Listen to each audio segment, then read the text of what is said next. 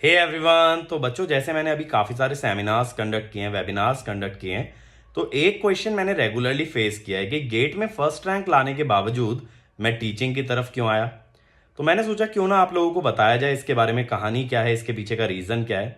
तो यार, मैं ना टीचिंग लाइन में गेट में फर्स्ट रैंक लाने के बाद नहीं आया। पहली बात तो क्या था, जब मैंने 12th क्लास में IIT जेई का एग्ज़ाम दिया, तो आपको पता ही है बेटा, एग्ज़ाम देने के बाद, बोर्ड्स के एग्ज़ाम खत्म होने के बाद काफ़ी लंबा गैप होता है कॉलेज की ज्वाइनिंग में। अब ये 3-4 महीने बचे थे, जो कि गैप था। अब इसमें करें तो करें क्या। अब आप लोग बोलोगे अरे अरे सर, बहुत सारी चीज़ें होती हैं करने के लिए, गेम खेल लो, ये कर लो। बट यार, मैं देखो उतना ज़्यादा आउटगोइंग, उतना ज़्यादा सोशल पर्सन तो था नहीं। तो मैं ना यार काफ़ी ज़्यादा ऊब गया इस टाइम के अंदर। तो मैंने क्या सोचा कि मेरा फिजिक्स अच्छा था IIT जेई के टाइम पे, तो क्यों ना मैं फिजिक्स पढ़ाने लगूँ। तो मैंने जो अपनी सोसाइटी के लोग थे, अपनी कॉलोनी के लोग थे, उनमें से पूछा भाई अगर कोई फिजिक्स पढ़ना चाहता है, क्योंकि वहाँ पे आसपास कोई अच्छा फिजिक्स का टीचर अवेलेबल भी नहीं था।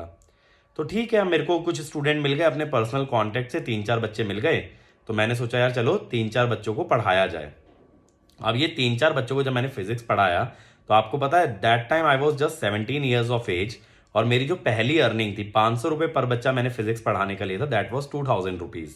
And it was so so special कि मैंने अपनी ग्रैंड मदर को जो है ना, इन पैसों से आई गिफ्टेड हर अ साड़ी।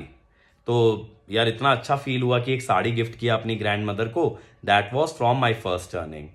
तो अब यार वहां से मेरी टीचिंग की जर्नी शुरू हुई। फिर मैंने क्या किया, जब मैं कॉलेज में गया, तो जब जब मुझे कॉलेज वेकेशंस मिलते थे, मैं वापस घर आता था, तो घर पे मैं आके कुछ बच्चों को इकट्ठा करके कुछ यूनिट्स कवर करा देता। जैसे मान लो 1 महीना मिला है, तो 1 या 2 यूनिट कवर कर दिया। तो मुझे teaching as a part time profession काफ़ी पसंद आने लगा था। लेकिन मुझे ना कॉलेज के साथ टाइम नहीं मिला। मतलब मैंने ट्राई तो ये भी किया था कि जब मैं कॉलेज में पढ़ाई कर रहा हूँ तो मैं वीकेंड्स में टीचिंग कर पाऊँ, but I did not get a chance to teach. तो मैं क्या करता था, वैकेशन में आके अपने होम टाउन में, वहाँ पे जो भी बच्चे मुझे मिलते थे मैं उनको पढ़ा लिया करता था। और ये बच्चे मुझे मिलते कैसे थे, जो मेरे मैथ्स वाले सर थे जिन्होंने IIT के लिए मुझे मैथ्स पढ़ाया था, उनके पास जो बच्चे मैथ्स पढ़ रहे होते थे ना, उन्हीं में से मैं कुछ बच्चों को फिजिक्स पढ़ा देता था। तो that is how I enter teaching.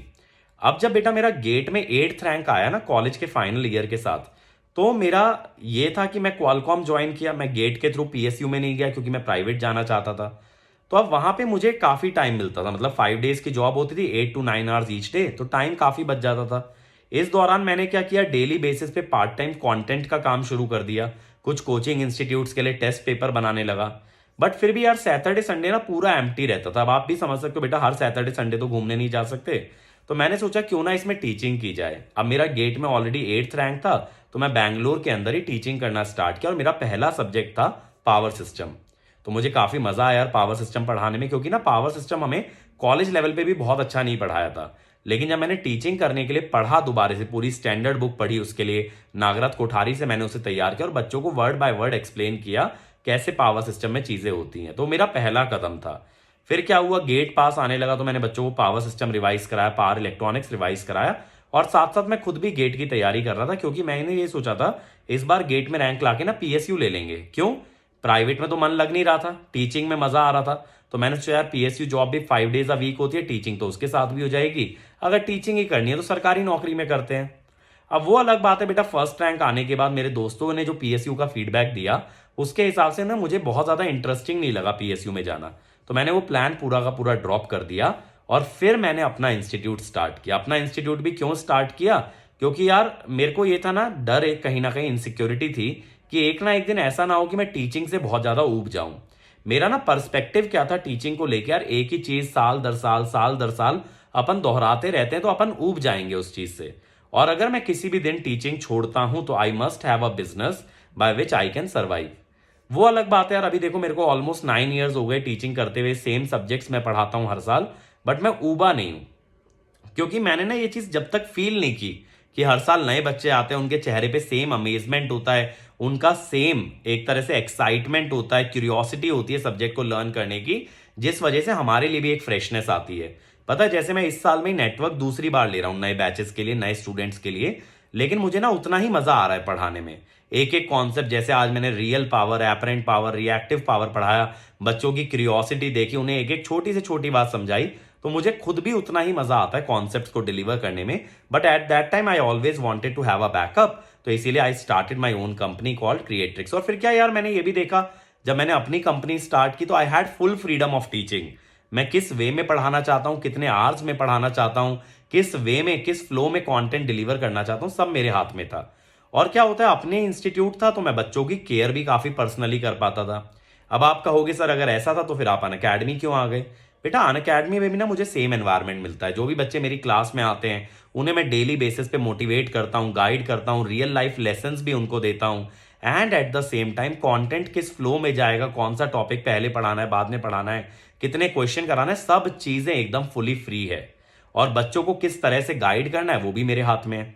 और ऑलरेडी मैं इलेक्ट्रिकल के 6-7 सब्जेक्ट लेता हूं, तो मोर और लेस जो इलेक्ट्रिकल वाले स्टूडेंट्स होते हैं वो मेरे साथ कनेक्टेड ही रहते हैं और जो भी मैं एडवाइसेस देता हूं उनको फॉलो करते हैं। तो मुझे वही वाला फीलिंग आता है जो मैं अपने इंस्टीट्यूट के अंदर फील करता था। बट टीचिंग के अंदर आने के बाद ना मेरा एक तो पैशन पूरा हुआ, जो मेरे को टीचिंग में पैशन आने लगा था since I started teaching physics.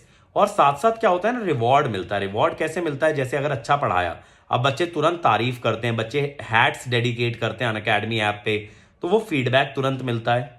फिर बच्चों के जब रिजल्ट्स आते हैं, आप मानोगे नहीं बेटा, जिस दिन रिजल्ट्स आते हैं इतना भयंकर एक्साइटमेंट होता है, हम घर के बाहर तक नहीं निकलते हैं पूरा टाइम। अरे और कौन सा रैंक आया, अरे इस बच्चे का कितना रिजल्ट आया, उस बच्चे का कितना आया। काफी सारे बच्चे ऐसे होते हैं जो क्लास में रेगुलर होते हैं, जिनका मुझे बाय नेम वो याद रहते हैं, तो उनसे पर्सनली मैसेज करके पूछना भाई क्या रहा, कितना रैंक रहा, बच्चे स्कोर कार्ड भेजते हैं। तो ये जो सेटिस्फैक्शन है ना, ये मुझे कभी प्राइवेट जॉब में फील नहीं हुआ था और मेरे दोस्तों को गवर्नमेंट में फील नहीं हुआ। तो टीचिंग यार देखो, ऐसा नहीं है मेरे लिए बहुत ज्यादा रिवॉर्डिंग जॉब था इन टर्म्स ऑफ फाइनेंसेस, लेकिन बहुत ज्यादा मेंटल सेटिस्फैक्टरी जॉब था।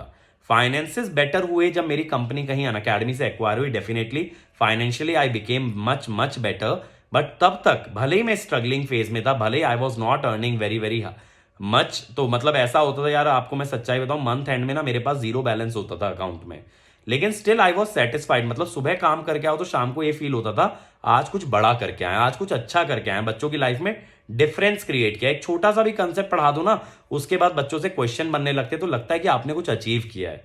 तो ये सिर्फ और सिर्फ टीचिंग दे सकती है यार। दुनिया में और ऐसे कौन से प्रोफेशंस हैं? Maybe I would say doctor. एक डॉक्टर जब किसी पेशेंट का इलाज करता है, उसको किसी बीमारी से दूर करता है, तो वही सेटिस्फेक्शन शायद उसको भी फील होता है। तो teaching and being a doctor, these are two of the most noble professions and I personally enjoy teaching a lot। और आप लोगों से जब इंटरेक्ट करता हूं, आपके क्वेश्चन सुनता हूं, आपके क्वेश्चंस का जवाब देता हूं, मैं जानता हूं बेटा आपको बहुत बार डांट भी देता हूं, थोड़ा स्कोल्ड कर देता हूं, but that is just to steer you in the right direction. आप लोग ना फ्री इलेक्ट्रॉन्स की तरह हो, आपका रैंडम मोशन है, तो मुझे वो इलेक्ट्रिक फील्ड अप्लाई करके ना आपकी वेलोसिटी को एक सिंगल डायरेक्शन में लाना है। और वो इलेक्ट्रिक फील्ड भले ही आपको कितना भी बुरा लगे, लेकिन जिस दिन आप एग्जाम देके आओगे, that day you will really really feel कि हाँ सर ने ये जो बातें बोली और सर ने जो हमको सिखाया वो चीज बहुत काम आई। और मैं इसी बात पे आपको एक न्यूज भी दे दूं बेटा, मैं 15 जून से इलेक्ट्रिकल का कोर्स स्टार्ट कर रहा हूं। विशाल सर इंजीनियरिंग मैथमेटिक्स स्टार्ट कर रहे हैं, तो अगर आपको हमारे साथ अपनी जर्नी बिगिन करनी है तो आप लोग आ सकते हो। और जो बच्चे 18 मई या 1 जून वाले बैचेस में भी जुड़े हैं, उनके लिए भी ये सब्जेक्ट उनके बैचेस में ऐड होंगे। तो इलेक्ट्रिकल मशीन स्टार्ट करेंगे यार सुबह 7 बजे से। इसमें जितना भी ईएमटी वाला पार्ट है वो मैं आपको मशीन्स के साथ कराऊंगा, लेकिन आपको नेटवर्क तैयार करके रखना है इस सब्जेक्ट के लिए।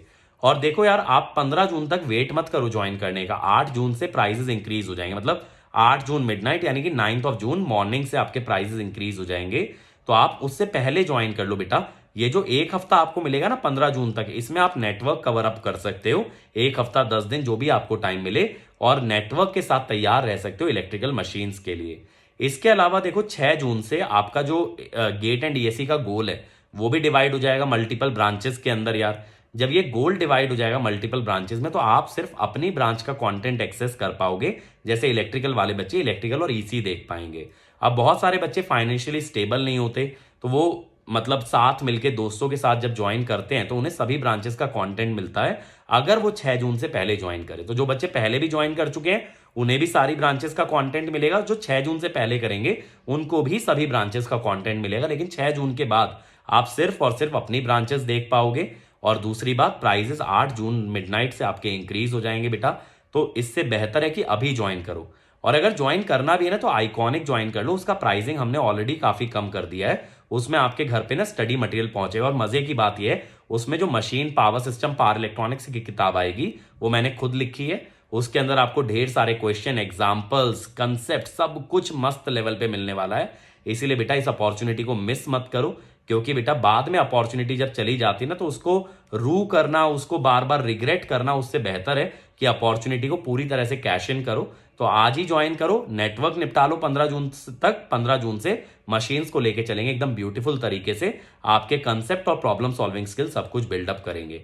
और मैं पर्सनली टीचिंग बहुत एंजॉय करता हूं। मैं चाहता हूं आप लोगों के जितने भी क्वेश्चंस है ना मशीन्स को लेके, आप आओ, क्लास में आओ, आप सुनो मेरी बातें, उसके बाद आप अपने डाउट्स डिस्कस करो। और डाउट्स डिस्कस करेंगे ऑडियो पे, तो ऑडियो इंटरेक्शन में बहुत मजा आएगा। मैं आपका एक एक मिसकंसेप्शन, एक एक मिथ क्लियर करने वाला हूं मशीन्स को लेकर के। This is going to be the best ever course on machines. तो see you at Unacademy, let's crack it. और कोड लगाना मत भूलना यार, अंकित ESE, जिससे मिलेगा maximum discount and you will come under my personal guidance. तो all the best to all of you, let's crack it.